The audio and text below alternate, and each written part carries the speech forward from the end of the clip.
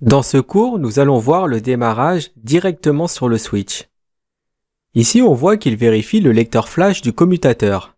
La prochaine étape consistera à charger l'iOS trouvé sur le lecteur flash. Les images iOS sont stockées et compressées dans la mémoire flash. Le processus de chargement de l'iOS consiste à décompresser l'image et la copier dans la mémoire RAM du commutateur. Maintenant que l'iOS est chargé, vous verrez quelque chose qui ressemble à ceci. Ici, on voit la version du commutateur, un Cisco 3560, et la bannière Cisco de prévention.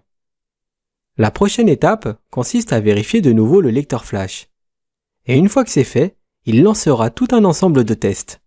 Ce procédé est plus connu sous le nom de post. Et pour finir, on voit des infos matérielles que contient ce commutateur. Une fois que le chargement est terminé, vous pourrez voir ce type de message. Et si le commutateur n'a pas de configuration, alors vous verrez cela. Si vous tapez Yes, vous aurez le droit à un assistant qui vous guidera pour effectuer une configuration de base. Même sans configuration, le commutateur fonctionnera correctement et fera son boulot de switching s'il y a des PC de brancher dessus. Généralement, on saute l'assistant et on passe directement à sa configuration en ligne de commande. Après avoir tapé un No ou la touche Entrée, nous avons ce type de sortie. Nous arrivons dans le mode utilisateur. Le symbole plus grand que nous indique que nous sommes en mode utilisateur. Dans ce mode, nous n'avons pas accès à toute la configuration de l'équipement. En tapant la commande Enable, nous rentrons en mode privilégié qu'on peut aussi appeler le mode Enable. On le reconnaît avec le symbole dièse. Et si vous souhaitez revenir au mode utilisateur, alors vous devrez taper la commande Disable. Nous voici dans le monde merveilleux de la CLI. Nous allons commencer par configurer l'heure sur le commutateur. Chaque fois que vous tapez le début d'une commande, vous pouvez utiliser le point d'interrogation pour afficher l'ensemble des commandes qui commencent par celle-ci et que vous pouvez utiliser. Dans cet exemple, quand je tape CL, la CLI me propose deux commandes, Clear et Clock. Comme nous voulons configurer l'horloge, on va plutôt utiliser la commande Clock. En tapant juste la commande Clock, la CLI nous retourne comme message qu'elle attend plus d'informations. La commande est donc incomplète. Si on refait un point d'interrogation après la commande Clock, on voit bien que la commande est incomplète. On va donc taper la commande ClockSet. La commande est toujours incomplète. Allons voir pourquoi. La CLI nous demande de lui spécifier les heures, minutes et secondes. Bon, ne fâchons pas la CLI et faisons ce qu'elle nous demande. Bon, la CLI est très capricieuse. Allons voir ce qu'elle attend de plus. Elle veut un jour, un mois, on va donc lui donner ça. Ici, on voit que quelque chose ne va pas non plus. Le symbole du petit chapeau nous indique l'endroit qui est invalide.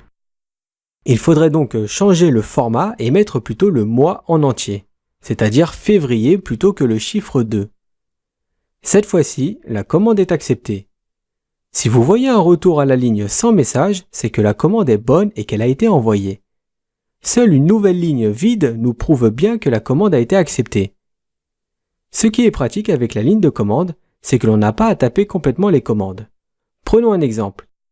Si on tape uniquement les lettres CLO, cela suffit à l'iOS pour comprendre que l'on souhaite taper la commande Clock pour l'horloge, car il n'existe que cette commande qui commence par CLO. Et comme après la commande Clock, seul le mot set existe, si on tape seulement un S, cela sera suffisant pour que l'iOS comprenne que l'on souhaite faire appel au mot set. Et si l'iOS estime qu'il n'y a pas assez de lettres dans le mot pour qu'il soit unique, alors on aura ce type de message d'erreur. Comme le commutateur ne sait pas ce que l'on veut dire par CL, alors il nous dira que c'est une commande ambiguë.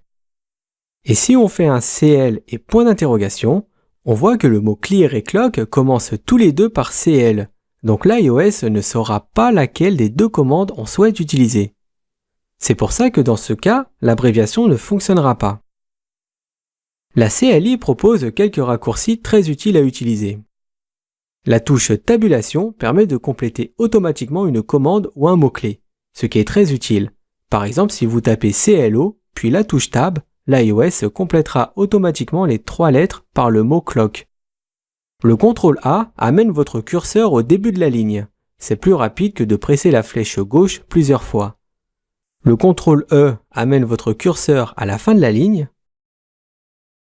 Un CTRL SHIFT plus 6 stoppe les processus, par exemple celui d'un ping. Un CTRL C annule la commande en cours que vous étiez en train de taper et quitte le mode de configuration.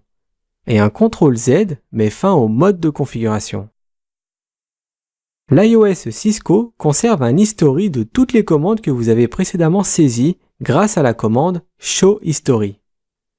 Par défaut, il ne sauvegarde que les 10 dernières commandes tapées, mais il est possible de lever cette limite avec la commande Terminal History Styles.